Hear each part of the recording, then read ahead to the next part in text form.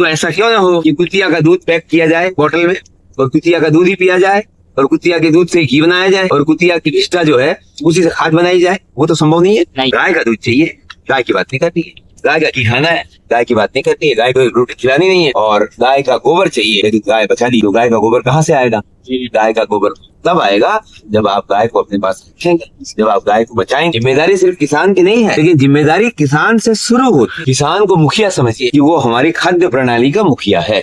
वो जो करेगा वही हम खाएंगे। अगर हम खूबसूरत खाना चाहते हैं तो किसान को हमें बताना पड़ेगा कि खूबसूरती खाई नहीं जाती, खूबसूरती विचारों में अपनाई जाती है। खाना अच्छा खाया जाता है। अगर किसान को हम ये कहें कि हमें केमिकल फ्री चाहिए तो उसके केमिकल फ्री उगाना पड़ेगा। हम किसान को ये नहीं कह रहे केमिकल फ्री उगा चाहिए हमें, हम किसान को ये कह रहे हैं एक जैसे दिखने वाले खीरे चाहिए, 1-1 केजी की गोभी चाहिए, एक जैसे दिखने वाली भिंडी चाहिए। और वो भी तब चाहिए जब ऑफ सीजन होगा तो कहाँ से सब्जी आएगी? किसान को अगर ऑफ सीजन में सब्जी लगानी पड़ेगी तो उसे केमिकल डालना पड़ेगा। तो उसको केमिकल डालने के लिए प्रेरित कौन कर रहा है? हम कर रहे हैं। जो खाने वाले हैं वो कर रहे हैं। अगर आप बाकी टेढ़ी सब्जियां भी खरीदेंगे, कई बार लोगों ने हमें कहा जब हम सब्जी लगाते हैं कि आपका खीरा सीधा नहीं आता, बांका टेढ़ा आता है, तो हमने उनसे कहा कि खीरा तो आप काट के खाते होंगे, साबुत तो पेट के अंदर जाता नहीं है। अगर साबुत खाना हो तो सीधा चाहिए, तब तो आपके टेढ़ा खीरा गले में फंस जाएगा। लेकिन जब उसका सैलेड बनाना है, छोटे छोटे टुकड़े करने हैं, तो आपको ये देखना है कि एक रूपता जहाँ होती है वो फैक्ट्री का बना हुआ सामान होता है, और जब एक रूपता नहीं होती तो वो प्रकृति का बनाया हुआ होता है। एक घर में 4 बच्चे होते हैं, चारों एक जैसे नहीं होते। आप ये कल्पना कीजिए कि आप 4 बहन भाई हैं, चारों एक ही रंग रूप के, एक ही कद काठी के, एक ही जैसे विचारों के हों, कैसा लगेगा? प्रकृति की कोई ऐसी चीज नहीं है जो एक से दूसरी मिलती हो। 100 आम के पेड़ जिस बगीचे में है, हर आम का पेड़ अलग होता है। एक ही पेड़ पर जितने आम लगते हैं, हर आम का कलर अलग होता है, हर की साइज अलग होती है, हर का स्वाद अलग होता है। तो जब ये सब कुछ प्रकृति ने हमें सिखाया तो हमने इसे अपने जीवन में क्यों नहीं उतारा? ये है सबसे बड़ा। वापस अपन उसी प्रश्न पे आते हैं जो रह गया था कि गाय जो लुप्त हो रही है, तो उसके लिए क्या करना चाहिए? बहुत सारे माध्यम हैं उसके लिए, बहुत सारे लोग हैं जो गायों के प्रति काम कर रहे हैं, गायों को पाल रहे हैं, वो तो लोग हैं ही। लेकिन जब हम गौशालाओं की बात करें, आज उत्तर प्रदेश में जो गौशाला है उसके पास वो गायें नहीं है जो साउथ इंडिया में गायें हैं। साउथ इंडिया वालों को नॉर्थ इंडिया की गायों के बारे में पता नहीं। पाले भले ही आप अपनी गाय, लेकिन सारी गायों का आपको पता होना चाहिए। तो इसी क्रम में हम पिछले 2 सालों से एक कैलेंडर बना रहे हैं ताकि लोगों को ये पता चले कि हिंदुस्तान में कितनी तरह की गायें हैं।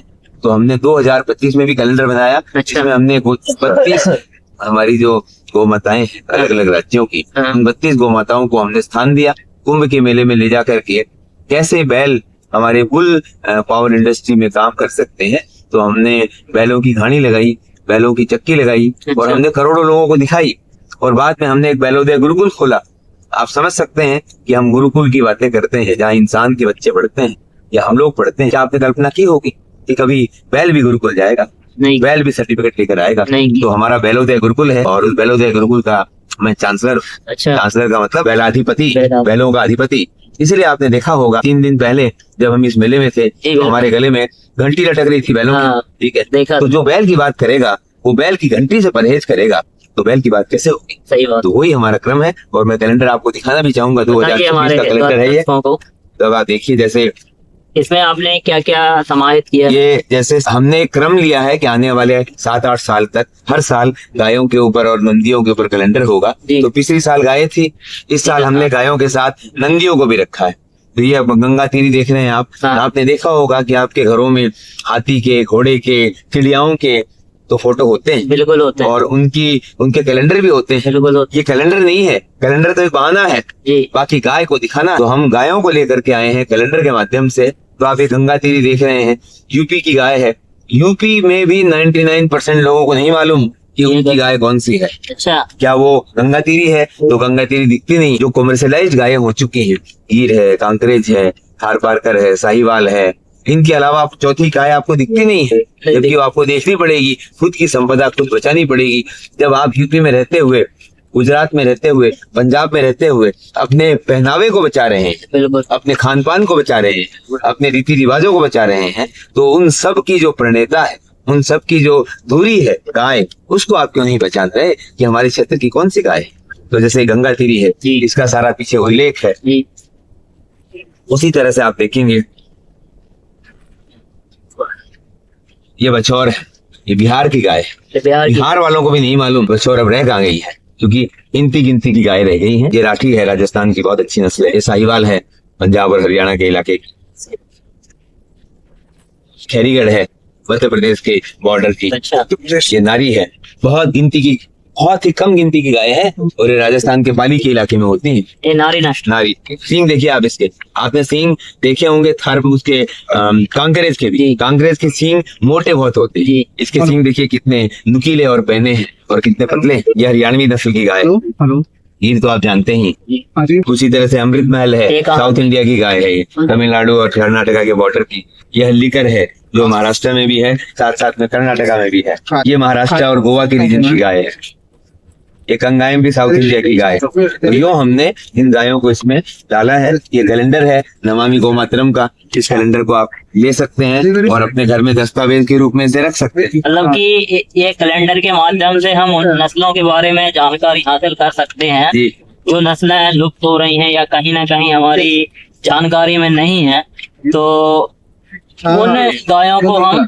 रेस्टोरेंट है। अच्छा, ये बैल बाबा की जो ये जो बैल बाबा का आशीर्वाद जी और आत्मनिर्भर भारत की दिशा। तो जब आप बैलों को पालेंगे जी तब आप गाँव में समृद्धि लाएंगे, जब आप प्राकृतिक खेती कर पाएंगे और प्राण ऊर्जा युक्त जो भोजन है जिसकी हर तरफ चर्चा है, जब मशीन से बना हुआ भोजन आता है, मशीन की कल आपके जीवन में लाता है, मशीन का घर्षण आपके जीवन में लाता है, आपके दिमाग में जो मशीन की कल की आवाज है वो समाहित होती है। तो आज जो एक दूसरे से रिश्ते बिगड़ रहे हैं वो क्यों बिगड़ रहे हैं? वो एकाकीपन से बिगड़ रहे हैं। अगर हम एकजुट होकर के चलते, परिवार एक होता, गांव एक होता और हमारी गाय हमारे घर में परिवार की तरह होती, तो क्या ये बिखराव होता? ये बिखराव नहीं होता। और मैं एक छोटी सी बात और आगे आपको बताऊं, बहुत ही बड़ा साइंटिफिक पहलू है। गाय को माँ और क्यों कहा गया है? गाय को माँ इसलिए कहा गया है कि जब घर में कोई बीमार होता है, हाँ। घर में जब कोई बीमार होता है, हाँ। उसका एहसास जब गाय को होता है कि घर में कोई बीमार है, गाय जाकर के वो वनौषधियां खाती है जिस वनौषधि से वो बीमारी सही होती है। तो उन वनौषधियों से जो दूध आता है वो दूध उस मरीज को सही करता है। तो आपका डॉक्टर आपके घर में ही था, आपको बाहर से डॉक्टर लाने की जरूरत नहीं। मतलब इसीलिए पहले इतने ना हॉस्पिटल थे, बिल्कुल नहीं थे। आप स्वस्थ तो खा ही रहे थे, बाकी साथ साथ आपकी माँ से बड़ी माँ आपके घर में जो ये जानती थी, जैसे आपकी माँ को पता हो कि बेटे को भी बुखार है या सर्दी है, जुकाम है, तो वो वाला खाना नहीं आपको देगी जो उसकी आपकी बीमारी को ज्यादा करे। तब आपको काढ़ा बना करके देगी या आपको शहद चटाएगी या कुछ गरम देगी ताकि आपकी सर्दी चली जाए। तो गायों के ऊपर भी अगर आप रिसर्च करें तो आपको मालूम पड़ेगा कि जो गाय खुला चरती है उनको ये जब एहसास होता है कि घर का कोई सदस्य बीमार है, तो उस बीमार सदस्य को कौन सी औषधि खाने से हित होगा, वो औषधि वो गाय, और उस औषधि का अंश जो दूध में आता है वो उसे स्वस्थ बनाता है। कितनी बड़ी साइंस है। इस साइंस को हम भूल गए, जिस साइंस को हमने नजरअंदाज किया, हम किताबी साइंस में पड़ गए, हम जो रूहानी साइंस है, जो भगवान के द्वारा दी गई साइंस को हम भूल गए। तो हमें वापस लौटना पड़ेगा और इस साइंस को समझना पड़ेगा। एक छोटा सा उदाहरण मैं आपको और देता हूँ। हमारे एक मित्र हैं, उन्होंने मुझे कहा, नाम नहीं लूंगा मैं भी उनका, उन्होंने मुझे कहा, हमने उनसे पूछा कि गायों से आपका क्या जुड़ाव है, तो उन्होंने मुझे एक मेले में कहा था, जब वो छोटे से थे 4-5 साल के, वो इकलौते बेटे हैं, छोटे से 4-5 साल के, कोई प्लेग जैसी बीमारी हुई थी और डॉक्टरों ने कह दिया था कि ये बच नहीं सकता, इसको घर ले जाइए। और 1-2 दिन का मेहमान, तो उनकी माँ ने, उनकी दादी ने, जो घर में गौठान होता है जहाँ गाय बांधी जाती है, वहां गाय के पास ला करके उसे लिटा दिया और कहा कि डॉक्टरों ने जवाब दे दिया है और इस दुनिया में आपके अलावा कोई सहारा नहीं, ठीक है, तो मैं आपको इससे समर्पण करती हूँ और इसकी जान आपको बचानी। दूसरे दिन सुबह बच्चा तो रो रहा था, गाय माता स्वर्ग सिधार गई, तो गाय ने अपने प्राण दे दिए उस बच्चे के लिए। उस व्यक्ति को पूरा हिंदुस्तान जानता है, ठीक है, नाम नहीं लूंगा मैं, पूरा हिंदुस्तान जानता है। और आज वो कम से कम 45 साल के हैं, 48 साल के हैं। और उन्होंने मेरे को 6 महीने पहले दिल्ली के एक एग्जीबिशन में, जब मैंने पूछा कि आपका गायों से क्या संबंध है, तब उन्होंने बताया कि गायों से मेरा ये संबंध। इसीलिए माता कहा गया है, जो अपने जान को निछावर करके, अपनी जिंदगी को बलिदान करके अपने बच्चे को बचाती है, तो आप ये मत समझिए कि वो सिर्फ आपकी माँ होती है, गाय भी वही है, गाय भी आपकी माँ है, ये हमें समझ। और कहीं ना कहीं आज हम जो परिस्थितियां किसान की हो या इस वातावरण की हो, दुनिया की हो, कहीं ना कहीं इसी कारण से गड़बड़ हो रही है कि गाय माता जो है कि जो घरों में होनी चाहिए थी वो बाहर है, वो आज सड़कों पर। जो सड़क पर था उसे आप घर में ले आए, जो घर में थी उसको आपने बाहर कर दिया। लेकिन विडंबना ये है कि समाज के बारे में क्या कहे, जहाँ पैदा करने के हुए जिन माँ बापों ने पैदा किया, वो माँ बाप दर दर की ठोकरें खा रहे हैं। उन माँ बापों को कोई रखने वाला नहीं, उन माँ बापों की रोटी का कोई सहारा नहीं है। तो गाय की तो क्या मिसाल। तो गौशालाएं होना हमारे संस्कृति का या हमारे मॉडर्निटी की निशानी नहीं है कि गौशालाएं हों। आपको पता होना चाहिए कि 1870 से पहले हिंदुस्तान में एक भी गौशाला नहीं थी, क्योंकि गाय सब घरों में रहती। गौशाला होना या गौशालाओं का बढ़ना हमारे मानसिक पतन का कारण है। और जिस दिन हिंदुस्तान की आखिरी गौशाला बंद होगी, कोई खुश हो चाहे ना हो, मैं जरूर खुश होऊंगा।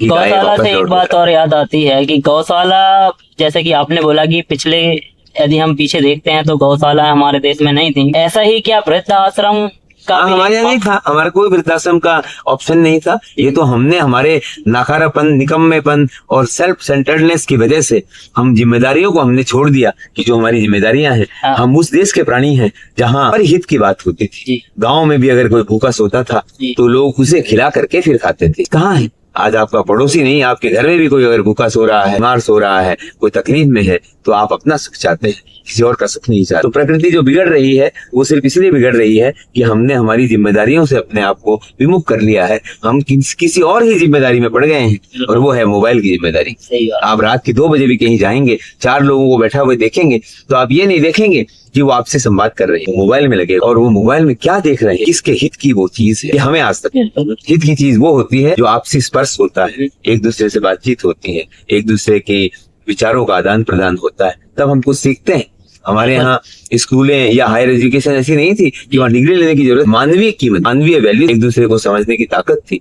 एक दूसरे के सुख दुख से, एक दूसरे के एक्सपीरियंस से हम लोगों ने सब कुछ सीखा। वो सब कुछ बदल गया। गाय माता की बात तो सभी करते हैं, और बचाने की भी बात हो रही है, पालने की भी बात हो रही है, लेकिन मेन पॉइंट आता है, जैसे कि आपने बताया कि बैल, तो बैल का क्या संबंध है, और बैल बाबा आपने इसको नाम दिया है, तो उसके पीछे क्या कहानी रही है? देखिए, पहले खेती जो है वो बैल से होती थी जी। अभी चारों तरफ आप देख रहे होंगे गौ आधारित खेती कहते हैं। हाँ। तो ये आश्चर्य की बात है कि खेती गौ आधारित कब से हो? क्या गाय ने कभी हल चलाया? नहीं। क्या गाय ने कभी बोझ ढोया? नहीं। गाय ने कभी खेत में पानी निकाला? नहीं। तो फिर खेती गौ आधारित कैसे हुई? खेती सदा ही बैल आधारित, कभी भी गौ आधारित। लेकिन जैसे ही ट्रैक्टर आया और पीढ़ियों से जो बैल आपके खेत को जोत रहा, आज आप देखते होंगे 4-5 साल 8 साल अगर आप किसी के मकान में रह जाते तो आपका स्वामित्व का अधिकार हो जाता है। आप ये मानते हैं कि मैं स्वामी बन गया इसका। तो आप इस समझिए कि सैकड़ों सालों से जो बैल आपकी जमीन जोत रहा था, तो असली स्वामी कौन था? असली स्वामी वो बैल आप नहीं थे। आप तो एक बाहरी, आपके सिर्फ नाम जमीन थी, लेकिन उस जमीन का कर्म कौन कर रहा? कर्म बैल कर रहा। जैसे ही ट्रैक्टर सारा चक्र जो आपकी सुविधाओं से शुरू हुआ वो अस्पतालों की सुविधाओं तक पहुंच गया, और सारी जनसंख्या अस्पताल के मुहाने पर खड़ी है, क्योंकि आपने सुविधा चाहिए। सुविधा अपने साथ बहुत सारी तकलीफें लेकर आए। तो बैल जब खेती करते थे, बैल जब पानी निकालते थे, एक होता है हैप्पी हार्मोन होता है, जैसे जब आप खुश होते हैं तो हैप्पी हार्मोन रिलीज होता है। ठीक उसी तरह से जब घर में माँ खाना बनाती, अब आप ये समझें बैल से की हुई खेती की क्या इंपॉर्टेंस। अगर कोई कहे तो मैं पूछूंगा कि माँ के हाथ से बनी हुई रोटी की क्या? आपकी पत्नी के, आपके बहन के हाथ से अगर रोटी न बने और वहां एक बिजली की मशीन लगा दी जाए, जिसमें ऊपर से आटा डालें, पानी डालें, और वहां खटाखट खूबसूरत सी रोटियां बंद करके निकल जाएं और आपको खाने को मिले, मुझे नहीं लगता कि हिंदुस्तान का कोई बिरला ही होगा जो वैसी रोटी खाना चाहेगा। वो चाहता है कि उसकी माँ के हाथ से बने, भाव से बने, भावना से बने, स्पर्श से बने, प्राण ऊर्जा युक्त हो। तो ठीक उसी तरह से जो खेत में बैल काम कर रहा था, तो जो अनाज पैदा हो रहा था, बैल की भी एक चिंता उससे जुड़ी हुई कि फसल अच्छी होगी तो मेरा मालिक मुझे अच्छा खिलाएगा। तो बैल का भी एक आशीर्वाद था उसके साथ। आज वो आशीर्वाद खत्म हो गया। तो आज सारी चीजें मशीनों ने ले ली। मशीन स्पर्श नहीं समझती, मशीन कौन खा रहा है ये नहीं समझती, मशीन के भावना नहीं हो। भावना, प्राण जहाँ होता है वहाँ होती। आप प्राण चाहते हैं, प्राण ऊर्जा युक्त भोजन चाहते हैं, हर कोशिका में प्राण देना चाहते हैं, लेकिन निष्प्राण चीज से बनी हुई चीज आपको प्राण देगी कैसे है, ये हमें सोचना पड़ेगा। तो इसीलिए हमने प्रयास किया। बहुत सारे किसान अभी हैं जो छोटी जोत के किसान हैं, जिनके पास ट्रैक्टर नहीं है, और मैं तो ये समझता हूँ कि पूरे हिंदुस्तान में सारी जोत घटा के छोटी कर देनी चाहिए। छोटी जोत होगी तो वो ट्रैक्टर नहीं खरीद पाएगा, और ट्रैक्टर नहीं खरीद पाएगा तो छक मरा करके वो बैल को रखेगा और बैल से खेती करेगा। बड़ी जोत क्यों रखनी है? जमींदार क्यों बनना है? धनी क्यों बनना है? तो उसके और बहुत सारे तरीके हैं। तो खेती जितनी छोटी होगी, बैल की उतनी उपयोगिता बढ़ेगी। कि चारों तरफ आप देख रहे हैं, हम लोग भी बहुत सारे लोगों से मिलते हैं कि बहुत सारे किसान हैं जो बैलों से खेती कर रहे हैं। उनको प्रोत्साहित करने का भी हम लोग काम करते हैं। बहुत सारी संस्थाएं अलग अलग हैं। अयोध्या में भी एक संस्था है, श्री राम शोध संस्थान, वो भी कर रहे हैं। वो हर साल बैलों को रखने वाले किसानों को अयोध्या बुला करके और उनको पुरस्कृत करते हैं। तो एक तरह से अभी हमारा 22 मार्च को अयोध्या में बैल स्वाभिमान यात्रा है, हमारी नंदी स्वाभिमान यात्रा, जो अयोध्या से शुरू होकर के अयोध्या में ही खत्म होगी, जिसमें 20-25 की तादाद में, 30 की तादाद में बैलगाड़ियां होंगी और हम दिखाएंगे कि बैल हमारे जीवन में कितने जरूरी है। तो बैल यात्रा हम वहां निकालेंगे। इसी तरह से बहुत सारे और लोग हैं अलग अलग प्रांतों में जो बैलों के लिए काम कर रहे हैं और हम बढ़ा रहे हैं आगे बैल से कैसे तेल निकाला जाए। पहले घाड़ियों से तेल निकलता था, जो तेल निकलता था पहले घाड़ियों से, वो घी के बराबर होता था। अच्छा। आज जो रिफाइन किया हुआ तेल है वो तेल नहीं है, वो सिर्फ माध्यम है उन कंपनियों के लिए जो पैसा बनाना चाहती है। उसके साथ साथ आपके शरीर के साथ, आपके स्वास्थ्य के साथ खिलवाड़ है, ताकि आप कम से कम पोषक तत्वों का खाना खाएं, ज्यादा से ज्यादा दवाइयों पर निर्भरता रखें, तो उनकी दवाइयां बिकें, उनकी इंश्योरेंस बिके, उनके अस्पताल में आप खर्च करें, उनके डॉक्टरों को आप पैसे दें। तो एक बहुत बड़ा तंत्र है जो आपके पीछे काम कर रहा है। तो वो स्वास्थ्य नहीं दे रहा है, वो आपको आरोग्य नहीं दे रहा है, वो आपको बीमारी दे रहा है। हमने ये नहीं समझा कि बीमारी दे कौन रहा, बीमारी वो दे रही। तो बैल से चलने वाली घानी, बैल से चलने वाली चक्की, इस तरह की शुरुआत अभी हम लोगों ने की है। और इसके साथ में और आप क्या कैसा मतलब कि और क्या काम करते हैं समाज के बीच में? हमारा प्रयास ये रहता है कि देखिए, समृद्धि अगर एक व्यक्ति के घर आई, एवरेस्ट की चोटी पर अगर आप चढ़ते हैं और आप अकेले जाते हैं, तो चोटी पर चढ़ने का जो सुख है, वहां से जो दृश्य दिखाई देता है, वो आप किसे दिखाई? अगर आप अकेले जाएंगे तो आपके साथ कोई नहीं होगा, तो हम सफर की जरूरत है। तो आप अगर आप में काबिलियत है कि आप आगे बढ़ सकते हैं, तो हम सदैव सबको कहते हैं कि आप जहां जा रहे हैं वहां 4 लोगों का हाथ पकड़ करके और ले जाइए, ताकि कम से कम जो नहीं चल पा रहा है, वो आपकी तेजी जो है, आपका जो पौरुष है, आपका जो पराक्रम है, उससे अगर आपका साथ मिल करके वो आगे बढ़ जाता है, तो आपके ही नहीं 4 और लोगों के घरों में समृद्धि होती है। और वहां जाकर के आप आपस में बात तो कर सकते हैं कि हमने ये किया। अकेले आप क्या करेंगे? अकेले आप कुछ नहीं कर सकते। तो बहुत सारे किसानों से मिल करके, बहुत सारे किसानों के जो उत्पाद हैं उसको खरीद करके हम अलग अलग लोगों तक पहुंचाते हैं, कि जो खरीदार है उसके पास सामान की व्यवस्था नहीं है, जिसके पास सामान है उसके पास खरीदार नहीं है। तो एक ब्रिज का भी काम हम करते हैं। उसके साथ साथ हम खेती भी कर रहे थे, अभी खेती करवाते भी हैं बहुत सारे किसानों से। बहुत सारी फूड प्रोसेसिंग भी करते हैं, अलग अलग तरह के उत्पाद बनाते हैं। बहुत सारी संस्थाओं के हम सदस्य हैं जहाँ महिला समूह काम करती हैं, जैसे हरिद्वार में है, उत्कर्षणी है, वहाँ महिलाएं काम करती हैं। कुल्लू में महिलाएं काम करती हैं, उनके हाथों से बनी हुई भांग के रेसेस की चप्पलें, उनके हाथों से बनी हुई जूट की चप्पलें, और जो गुस्सा घास होती है जो सीता जी के बाल माना जाता है, उसकी टोकरियां, ये सब तो आपने मेले में देखी, विलेज टू इंडिया के स्टॉल पर, स्मार्ट इंडिया के स्टॉल पर। वो सब भी हमने उन लोगों को संग्रहित करके दी है कि कहीं ना कहीं जब कुल्लू के गांव की, या हिमाचल प्रदेश या उत्तराखंड के किसी सुदूर गांव की महिला के हाथ की बनी हुई जूती जब एक शहर में बिकती है, तो आप समझ सकते हैं उस महिला के मन के अंदर भाव कैसे आते होंगे कि उसका काम जो है वो कहीं ना कहीं सराहा गया, कहीं ना कहीं उसको प्रोत्साहन मिला, और उससे जो धनराशि उसको मिली वो उसको सेल्फ सस्टेनेबल करने में मदद करती है। और जब महिला घर में सेल्फ सस्टेनेबल होती है तो पूरा परिवार सेल्फ। और जब हम आत्मनिर्भर की बात करते हैं तो आत्मनिर्भर तभी होता है जब सब आत्मनिर्भर होते हैं। अगर आप अकेले आत्मनिर्भर हैं तो क्या करेंगे? उसका किसे दिखाएंगे? उस स्वाद को चखेंगे कैसे? जब तक कोई दूसरा आपकी बनाई हुई रोटी नहीं खाएगा तब तक आप वो समझ नहीं पाएंगे कि उस रोटी में स्वाद कैसा है, क्योंकि आपकी बनी हुई तो बुरी रोटी भी आपको अच्छी लगने वाली है। जब तक कोई दूसरा नहीं खाएगा, उसकी तारीफ नहीं करेगा, तो जो आत्मसंतुष्टि है वो आपको कैसे मिलेगी? इसलिए आपको अपने साथ ले जाना पड़ेगा लोगों को। खुद सस्टेनेबल बनिए, लोगों को सस्टेनेबल बनाइए, और जब लोग सस्टेनेबल बनेंगे तो समाज सस्टेनेबल बनेगा, समाज सस्टेनेबल बनेगा तो देश सस्टेनेबल। ये है हमारा। बहुत अच्छा राहुल जी आपसे मिलकर, और आपने इतनी अच्छी जानकारी हमारे साथियों को दी।